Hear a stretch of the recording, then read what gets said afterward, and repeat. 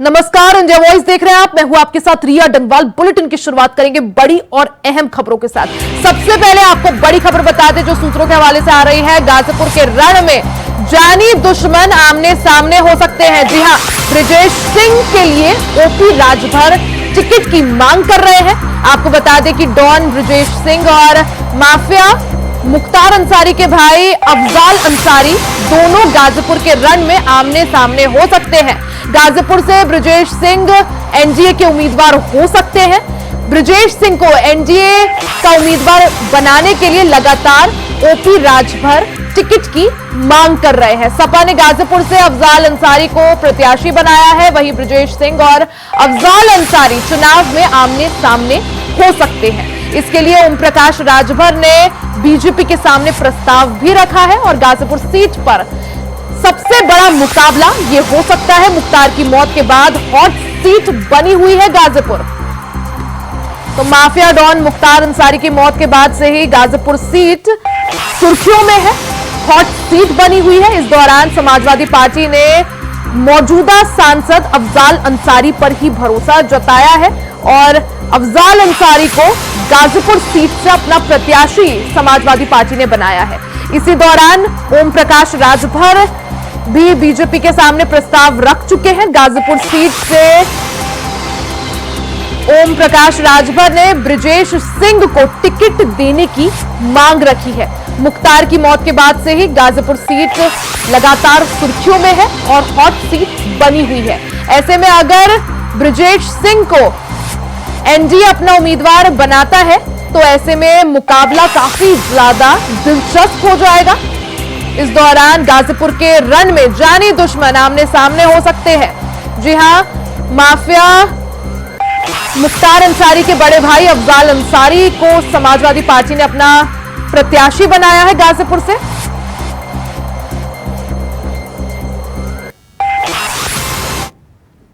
वहीं मुख्तार अंसारी की मौत हो चुकी है और मौत के पीछे उसका परिवार लगातार साजिश का आरोप लगा रहा है। इस मामले में मुख्तार के बेटे उमर अंसारी ने दो नाम सामने लिए हैं।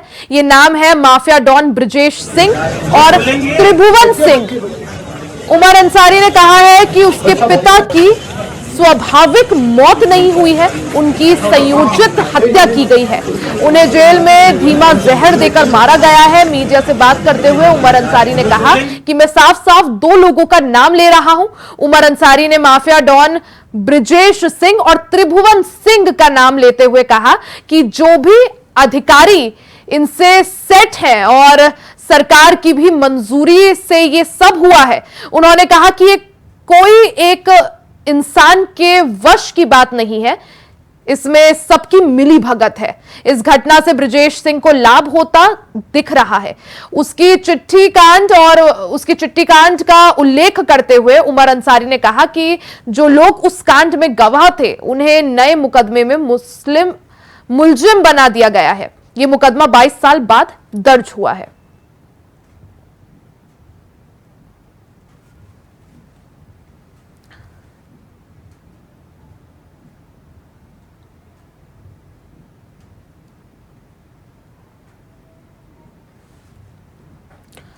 तो माफिया डॉन मुख्तार अंसारी की मौत को लेकर सियासत पूरी तरह से गरमाई हुई है। मुख्तार अंसारी के बेटे उमर अंसारी ने साफ तौर पर यह कह दिया है कि उनके पिता की मौत नहीं हुई बल्कि पूरी सोच समझकर प्लानिंग कर हत्या कर दी गई। इससे पहले भी जो मुख्तार अंसारी के परिजन हैं वो यही सवाल उठा रहे थे कि जेल में उनको स्लो पॉइजन देकर उनकी हत्या की साजिश रची गई। इस दौरान मुख्तार अंसारी के बेटे उमर अंसारी का बयान भी सामने आया है। वो साफ तौर पर कह रहे हैं कि उन्होंने दो नाम सामने रखे हैं और कहा है कि इन दोनों में से ही किसी एक ने मेरे पिता की हत्या करवाई है और ये किसी एक इंसान के अकेले का काम नहीं है बल्कि सबकी मिली भगत से हुआ है। सरकार भी इसमें मिली हुई है। तो उमर अंसारी ने दो नाम सामने रखे हैं, उसमें डॉन ब्रजेश सिंह और त्रिभुवन सिंह। ये वो दो नाम है जिन पर मुख्तार अंसारी के बेटे उमर अंसारी अपने पिता की हत्या का आरोप लगा रहे हैं। खबर पर ज्यादा जानकारी के लिए हमारे साथ संवाददाता सुशील तिवारी गाजीपुर से लाइव जुड़ गए हैं। सुशील, अगर बात की जाए मुख्तार अंसारी की मौत को लेकर, अभी भी सियासत पूरी तरह से गरमाई हुई है। अब मुख्तार अंसारी के जो बेटे हैं उमर अंसारी, उन्होंने साफ कह दिया है कि उनके पिता की मौत नहीं बल्कि हत्या कर दी गई है और ये किसी एक इंसान का काम नहीं है बल्कि सबकी मिली भगत है। और दो नाम उन्होंने सामने लिए, ब्रजेश सिंह और त्रिभुवन सिंह। क्या जानकारी इसको लेकर आपके पास? प्रिया, हम आपको कहें, परिवार ने आरोप बेशक लगाए हैं, लेकिन प्रशासन हो या फिर बुलडोजर बाबा की सरकार ने ये साफ कहा है कि ऐसा कुछ नहीं है। परिवार ने आरोप लगाए हैं, लेकिन परिवार के आरोप लगाने से ऐसा कुछ होता नहीं। लोग ये जानते हैं कि ब्रजेश सिंह और मुख्तार अंसारी का विवाद था और उस विवाद ने एक, अगर मैं कहूँ, पूर्वांचल की उन सरगर्मियों को जन्म भी दिया। और हम कहें कि अगर बनारस की हम बात करें तो बनारस में एक ब्रजेश सिंह का बड़ा रसूख माना जाता था, लेकिन पूर्वांचल में हम कहें तो इधर मऊ हो, गाजीपुर हो, इसमें अफजाल अंसारी के नाम आते थे। या फिर हम कहें गाजीपुर से जो अफजाल अंसारी सांसद है रिया, उन्होंने भी आरोप लगाए हैं, लेकिन आरोप परिवार लगा रहा है, एक दूसरे पे आरोप लगा रहा है। हम ब्रजेश सिंह की बात करें तो जो भी उनके भी परिवार के लोग हैं, तो किसी ने ऐसा कुछ मुख्तार अंसारी के विषय में कहा नहीं है। हाँ, लेकिन ये सूत्र बता रहे हैं या फिर ऐसे सोशल मीडिया पे परिवार बेशक ये आरोप लगा रहा है। लेकिन सुशील, जिस ब्रजेश सिंह का नाम मुख्तार अंसारी के बेटे उमर अंसारी ले रहे हैं, उनको लेकर अभी सुर्खियां भी तेज हो रही हैं, क्योंकि सवाल यही उठ रहा है कि ओपी राजभर जो है वो ब्रजेश सिंह को गाजीपुर से चुनाव लड़ाने की मांग कर रहे हैं आपने, क्योंकि जैसे ही बीजेपी के साथ उनका एक गठबंधन है और पूर्वांचल में जो सरगर्मियां हैं रिया, मैं आपको बताऊं तो गाजीपुर में जो वोट बैंक है जो उसको साधने की बात होती है, तो उसमें ओम प्रकाश राजभर का एक बड़ा वर्चस्व रहा है।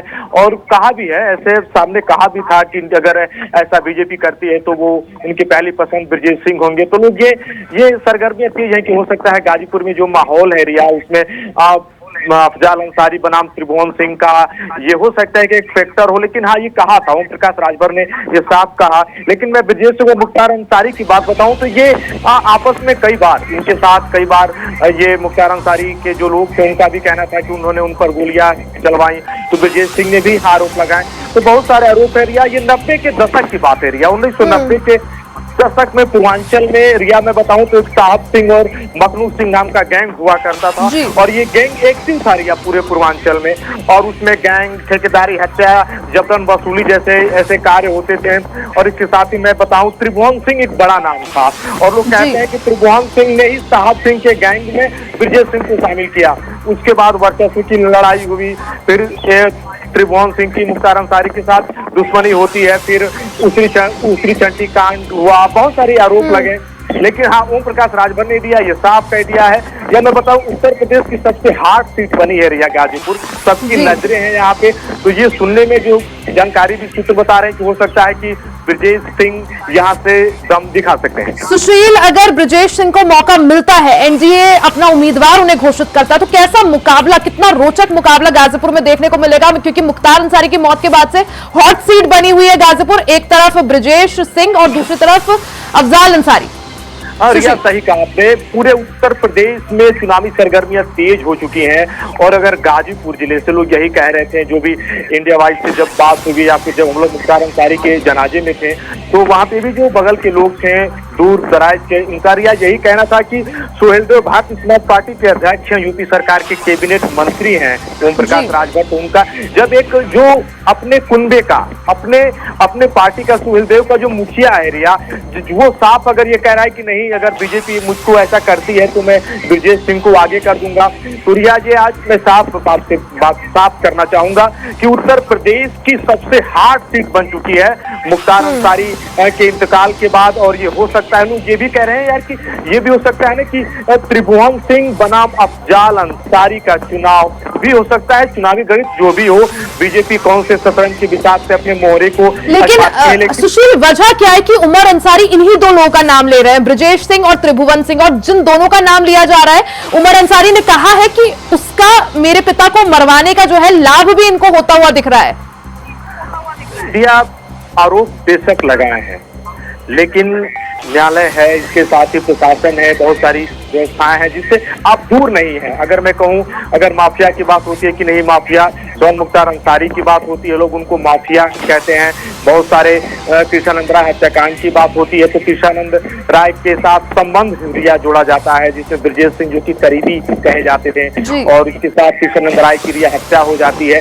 लेकिन मैं गाजीपुर की सरगर्मियां बता दूं तो जो भी राजनीतिक जानकार है रिया, वो ये कह रहे हैं कि हो सकता है कि ब्रजेश सिंह गाजीपुर की इस सीट से आते हैं तो चुनावी समीकरण कुछ और बैठ जाएगा, वोटों का ध्रुवीकरण भी होगा। तो निश्चित ही जो सूत्र बता रहे हैं रिया कि हो सकता है कि ब्रजेश सिंह के चुनावी समर में कूदने से जो लोकसभा का माहौल है वो पूरी तरीके से मैं कहूँ एक माहौल पूरी तरीके से परिदृश्य ही बदल जाएगा और अफजाल अंसारी के साथ मुकाबला कड़ा हो सकता है, जो लोग कह रहे हैं। बिल्कुल सुशील, ओपी राजभर लगातार ब्रजेश सिंह को टिकट दिलाने की मांग कर रहे हैं। वहीं अब देखना यह होगा कि एनडीए गाजीपुर सीट से किसको चुनावी मैदान में उतारता है और उसके बाद मुकाबला किस तरह का होता है। आप नजर बनाए रखिएगा। बहुत बहुत शुक्रिया तमाम जानकारी के लिए। वहीं दिल्ली के मुख्यमंत्री अरविंद केजरीवाल समेत अन्य नेताओं के खिलाफ ईडी की कार्रवाई के मुद्दे पर आम आदमी पार्टी ने 7 अप्रैल को सामूहिक उपवास का ऐलान किया है। आप के वरिष्ठ नेता गोपाल राय ने कहा कि संजय सिंह को जमानत मिलने के बाद अब बीजेपी नेता कह रहे हैं कि ईडी निष्पक्ष है, इन्हें शर्म नहीं आ रही है। रावण, हिरण्यकश्यप और कंस को भी बहुत अहंकार था। 31 मार्च की रामलीला मैदान में रैली के बाद से बीजेपी की उल्टी गिनती शुरू हो गई है। हमारी लड़ाई जारी रहेगी। इस अभियान को और तेज करने के लिए, लोगों का आशीर्वाद लेने के लिए 7 अप्रैल को देश भर में सामूहिक उपवास किया जाएगा। जो भी अरविंद केजरीवाल की गिरफ्तारी के खिलाफ है, उनसे आह्वान किया गया है कि अपने घर, गांव, ब्लॉक मुख्यालय या जिला मुख्यालय या प्रदेश मुख्यालय पर वो सामूहिक उपवास करें।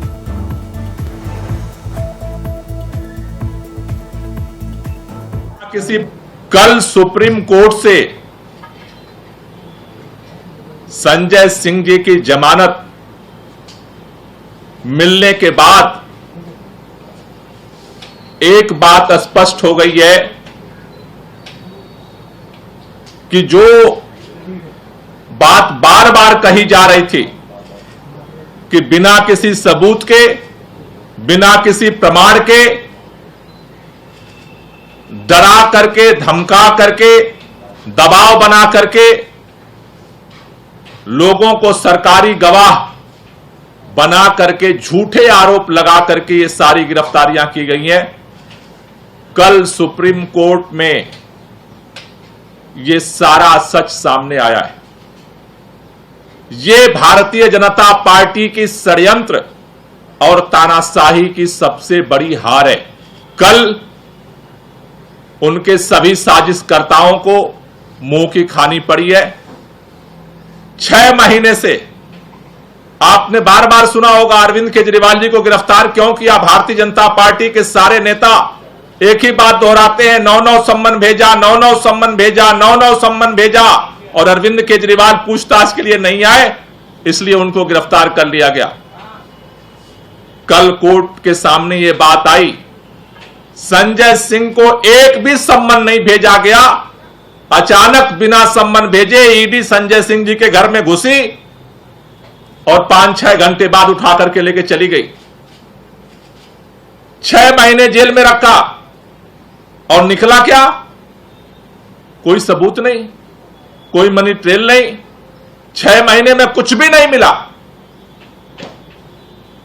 कल ईडी के सामने बोलने के लिए, ईडी कोर्ट के सामने ईडी को बोलने के लिए कुछ भी नहीं बचा था।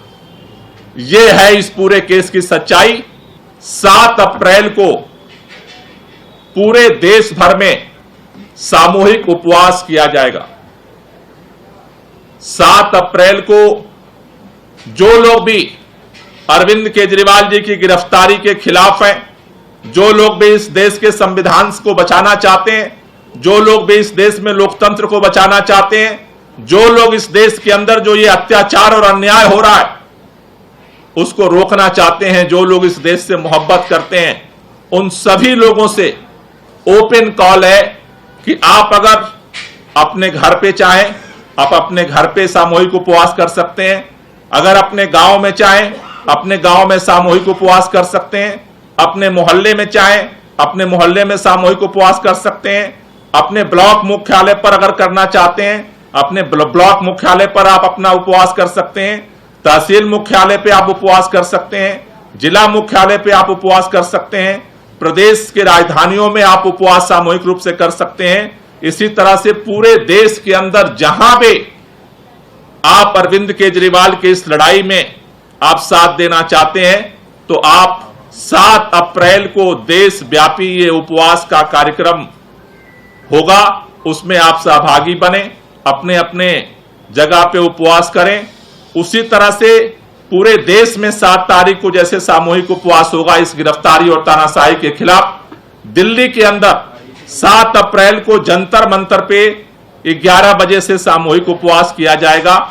दिल्ली में जो जंतर मंतर पे सामूहिक उपवास होगा, जिस सामूहिक उपवास में हमारे दिल्ली सरकार के सभी मंत्री, सभी विधायक, सांसद, हमारे सभी पार्षद, जो पदाधिकारी हैं वो सभी लोग शामिल होंगे।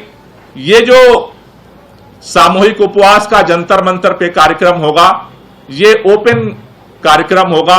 इस कार्यक्रम में सभी, चाहे वो छात्र संगठन हो, युवा संगठन हो, मजदूर संगठन हो, किसान संगठन हो, व्यापारी संगठन हो, सामूहिक जो सामाजिक संगठन है, RWA है, जो भी इस गिरफ्तारी के विरोध में है, तानाशाही के विरोध में है, लोकतंत्र की रक्षा करना चाहता है, संविधान की रक्षा करना चाहता है, सभी लोगों को ये कॉल है कि सभी लोग इस लड़ाई को आगे बढ़ाने के लिए दिल्ली में 7 अप्रैल को 11 बजे जंतर मंतर पहुंचे। वहां सभी लोग मिलकर के हम सामूहिक उपवास करेंगे और देश भर में जहां जहां भी आप सामूहिक उपवास पे बैठ रहे हैं, अगर आप खुद बैठ सामूहिक रूप से भी प्रार्थना कर सकते हैं और नहीं तो अपने मोबाइल में YouTube पे जाकर के रघुपति राघव राजा राम, पतित पावन सीताराम, ईश्वर अल्लाह तेरो नाम, सबको सम्मति दे भगवान, ये जो भजन है इसको आप अपने मोबाइल पे YouTube से आप वहां पे सुन सकते हैं, सामूहिक रूप से गा सकते हैं। सभी मिलकर के ये प्रार्थना करेंगे कि अरविंद केजरीवाल को शक्ति मिले और अरविंद केजरीवाल जेल के अंदर रहते हुए इस लड़ाई को मजबूती के साथ लड़ सकें, इस तानाशाही के खिलाफ लड़ सकें, सच्चाई को सामने लाने के लिए लड़ सकें। वहीं खबरों में आगे बढ़ते हैं। खबर गाजीपुर से है, जहां गाजीपुर में एंटी करप्शन टीम ने सख्त कार्रवाई करते हुए, बता दें कि पूरा मामला सदात थाने का है, जहां एंटी करप्शन टीम ने थाने में तैनात एक दरोगा को 25,000 रुपए घूस लेते समय रंगे हाथों पकड़कर गिरफ्तार कर लिया, जिसके बाद से पुलिस महकमे में हड़कंप मचा हुआ है। बता दें कि मुबारकपुर थाना क्षेत्र के एक युवक ने एंटी करप्शन टीम से शिकायत की और कहा कि सदात थाने के दरोगा द्वारा रिश्वत मांगी जा रही है, जिसके बाद एंटी करप्शन टीम ने एक्शन लिया और दरोगा को गिरफ्तार कर लिया। गाड़ी पकड़ी गई थी यहाँ स्विफ्ट VDI, उसी के लिए पैरवी कर रहे तो उसी में पैसे की डिमांड की। आलोक त्रिपाठी और आफ्ताब आलम पहले तो 50,000 की डिमांड किए, फिर करते करते मामला 25,000 का है। हम थक गए तो हम एंटी करप्शन टीम से संपर्क किए, सर ऐसा ऐसा हमारा मामला है। वो जैसे जैसे बताएं हम प्रकरण पैसा लेकर थाने पर आज गए, दरोगा जी को पैसा दिए हैं, आफ्ताब आलम को। वहीं लोकसभा चुनाव की तारीख नजदीक है और चुनाव को लेकर सभी पार्टियां एड़ी चोटी का जोर लगा रही हैं, तो वहीं पीलीभीत में भी चुनाव के चलते राजनेताओं का बराबर आवागमन लगा हुआ है। बता दें कि बीते दिन 2 अप्रैल को सीएम योगी आदित्यनाथ प्रबुद्ध सम्मेलन को संबोधित करके गए, तो वहीं अब 6 अप्रैल को भारत के गृह मंत्री अमित शाह और 9 अप्रैल को प्रधानमंत्री नरेंद्र मोदी पीलीभीत का दौरा करेंगे। साथ ही आपको बता दें कि यह पहली बार होगा जब पीएम मोदी पीलीभीत में पहली बार आएंगे, जिसको लेकर प्रशासन और पुलिस सख्त नजर आ रहे हैं।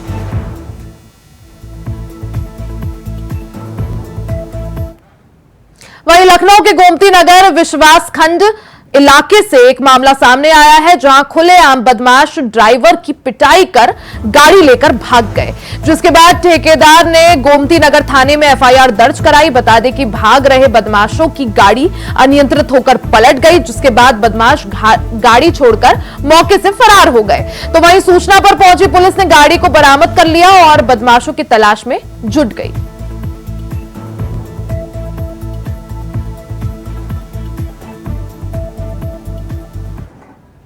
खबर राजस्थान के धौलपुर से है, जहां मिलावटी खाद्य पदार्थों के खिलाफ जिला प्रशासन और पुलिस ने अभियान चलाया और 1 दर्जन से ज्यादा जगहों पर छापेमारी की और बड़ी मात्रा में मिलावटी मावा बरामद किया। साथ ही बरामद किए गए मावे के सैंपल्स की भी जांच के लिए भेज दिए गए हैं।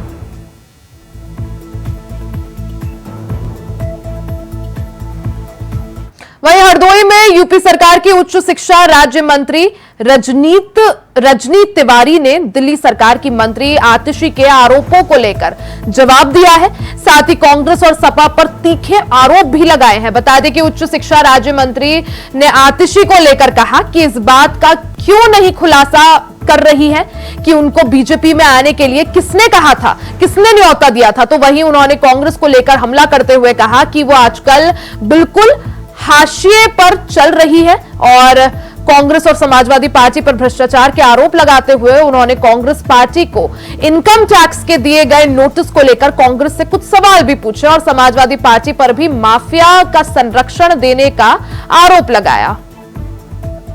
हम भी सब बहुत समझदार हैं और आप लोग जानते हैं किस तरह के प्रोग्राम होते हैं। जब इस तरह का हर जनपद के लिए कोई कार्यक्रम बनता है तो पार्टी के द्वारा निर्देश दिए जाते हैं कि हमारी पार्टी क्या सोच रही है, पार्टी की क्या नीति है और वो लोग क्या गलत कर रहे हैं, आपके माध्यम से जनता को बताएं। आज इसी क्रम में यहाँ पे आज आप लोगों के सामने मैं आपको बताना चाहूंगी कि भारतीय जनता पार्टी और प्रधानमंत्री मोदी जी अगर कोई भी गलत काम करता है तो उसके ऊपर कानूनी कार्रवाई होती है, किसी के कहने से नहीं। लेकिन हाँ, वाकई में अगर उसके ऊपर ये साबित हो जाता है कि उसने गलत किया है तो उसके ऊपर एक्शन होता है। खबर राजस्थान के सवाई माधोपुर से है, जहां वन विभाग की जमीन पर हुए अतिक्रमण को हटाया गया। दरअसल राजस्व विभाग ने सचिवालय और अन्य किस्म की भूमि बताकर वन विभाग की जमीन पर कब्जा कर रखा था। वन विभाग आरएफओ दीपक शर्मा ने राजस्व विभाग द्वारा किए गए अतिक्रमण को हटाकर जमीन को अपने कब्जे में ले लिया है। बता दें कि राजस्व विभाग ने करीब 90 बीघा जमीन पर अवैध तरीके से अतिक्रमण कर रखा था।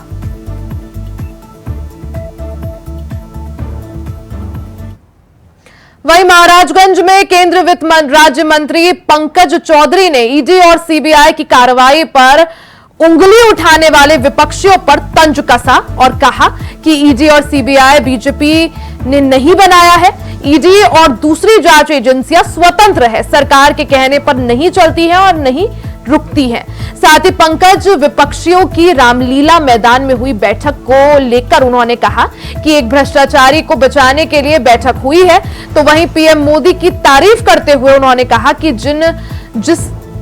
जिसने देश को लूटा है उसे लौटाना ही पड़ेगा, ये मोदी की गारंटी है।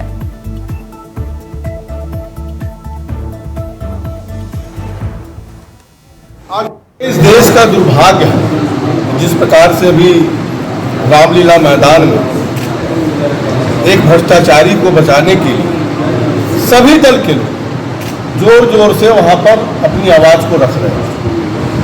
और कहीं ना कहीं अगर आप देखें तो प्रधानमंत्री नरेंद्र मोदी जी ने पहले भी कहा है कि देश के 140 करोड़ परिवार का जो हमारा परिवार है उसका जो भी भ्रष्टाचार हुआ एक एक पैसा उनको लौटाना पड़ेगा।